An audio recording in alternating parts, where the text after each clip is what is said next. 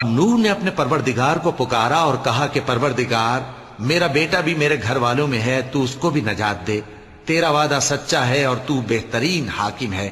اللہ نے فرمایا کہ اے نوح، وہ تیرے گھر والوں میں نہیں ہے، وہ تو سراسر بد عمل ہے، تو جس چیز کی تم کو حقیقت معلوم نہیں اس کے بارے میں مجھ سے درخواست ہی نہ کرو، اور میں تم کو نصیحت کرتا ہوں کہ نادان نہ بنو۔ نوح نے کہا پروردگار، میں تجھ سے پناہ مانگتا ہوں کہ ایسی چیز کی تجھ سے درخواست کروں جس کی حقیقت مجھے معلوم نہیں، اور اگر تو مجھے نہیں بخشے گا اور مجھ پر رحم نہیں فرمائے گا تو میں تباہ ہو جاؤں گا۔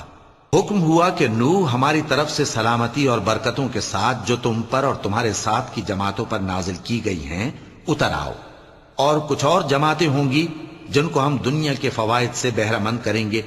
پھر ان کو ہماری طرف سے عذاب علیم پہنچے گا۔